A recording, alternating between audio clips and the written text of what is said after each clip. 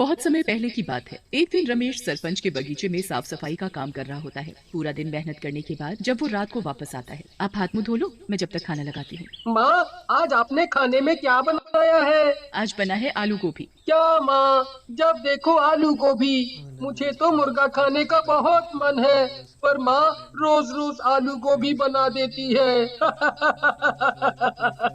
ठीक है, आज ये आलू गोभी खा लो, कल मैं मुर्गा ले आऊंगा, फिर खूब पेट भर कर खाना।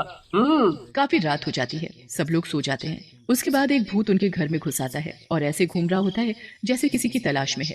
ये इस गांव का आखिरी घर था, पर अब इस घर में भी कोई मुर्गी नहीं है। अब मैं क्या करूं? मैंने गांव के सारे मुर्गे मुर्गी तो पहले ही चुरा लिए हैं, पर वो सब मिलाकर 100 ही हुए हैं। अब 101 की गिनती पूरी करने के लिए आखिरी मुर्गा कहां से लाऊं? भूत निराश होकर घर से वापस जाने लगता है, पर अचानक उसे एक ख्याल आता है। क्यों ना मैं अंदर सो रहे उस बच्चे को ही मुर्गा बना दूं। ऐसे मेरे पूरे 101 मुर्गों की गिनती पूरी हो जाएगी। भूत दोनों में से राहुल को गोद में उठाता है और हवा में उड़ता हुआ घर से बाहर निकल आता है। राहुल इतनी गहरी नींद में होता है कि उसे पता ही नहीं चलता कि उसे किसी भूत ने उठा लिया है। भूत उड़ता हुआ उसे एक घर में ले जाता है। उस घर में बहुत से मुर्गे मुर्गियां पिंजरों में बंद चिल्ला रहे होते हैं।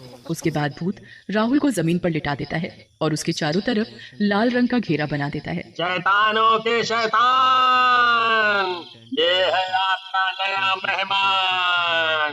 भूत घेरे के चारों तरफ गोल गोल घूमने लगता है और राहुल के ऊपर जादू करने लगता है। कुछ देर बाद राहुल एक मुर्गे में बदल जाता है। राहुल अपने पैरों की तरफ देखता है, पर उसके पैर तो पंजों में बदल चुके होते हैं।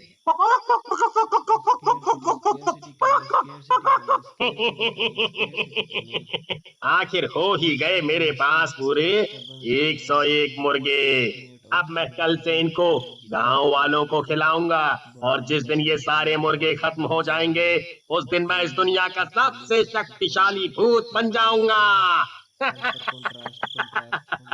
अगले दिन भूत अपनी दुकान खोलकर बैठ जाता है और गांव वालों को मुर्गे बेचने लगता है। दूसरी तरफ अगली सुबह रमेश वापस सरपंच के घर काम करने के लिए निकल रहा होता है। मैं जा रहा हूँ, शाम को आते वक्त राहुल के लिए मुर्गा लेता आऊंगा। जी ठीक है। रमेश काम पर चला जाता है और कमला अपने घर के कामों में लग जाती है। किसी को अभी तक इस बात का एहसास भी नहीं होता कि राहुल घर से गायब है। राधिका भी उठकर घर के काम में अपनी माँ का हाथ बटाने लगती है। राधिका, जरा इस राहुल को जाकर उठाना तो। दिन चढ़ाया है पर ये लड़का अभी तक सो रहा है। नहीं माँ, मैं जब उठी तब वो अपने बिस्तर पर था ही नहीं। वो जरूर अपने दोस्तों के साथ खेलने गया। आप उसे कुछ कहते नहीं हो ना, इसलिए अपनी पढ़ाई लिखाई छोड़कर बस खेल कूद में ही लगा रहता है। अब मैं क्या करूँ, ये सुनता भी तो नहीं। आज आने दे इसे, अच्छे से इसकी खबर लूंगी। कमला और राधिका फिर से अपने कामों में लग जाते हैं। काफी देर हो जाती है। दिन के खाने का भी वक्त हो जाता है, पर राहुल घर नहीं आता। अब कमला और राधिका को राहुल की चिंता होने लगती है। इतनी देर तक तो कभी बाहर नहीं रहता। राधिका बेटा, तू जरा जाकर तो देख कि कहाँ खेल रहा है ये लड़का।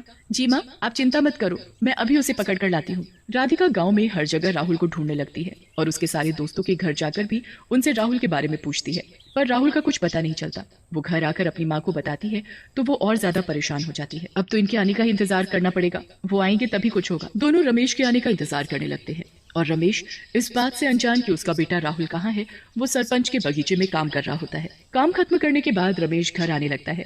तभी उसे याद आता है कि उसे राहुल के लिए मुर्गा लेना है। वो मुर्गा खरीदने जा ही रहा होता है कि तभी उसे आवाज आती है, मुर्गे की मीट ले लो, मुर्गे की मीट। अरे, यहाँ कौन मीट वाला आ गया?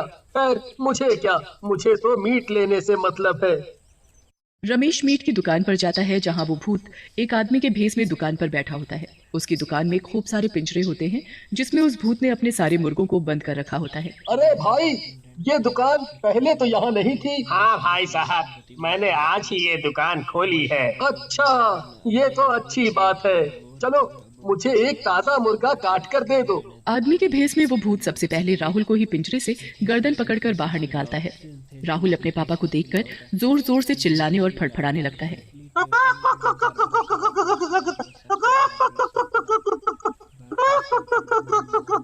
रमेश को कुछ अलग सा महसूस होता है। उसका बिल्कुल मन नहीं मानता कि वो उस मुर्गे को कटवाए। अरे भाई साहब, आप इसे काटो मत, मैं इसे घर जाकर खुद काट लूंगा। आप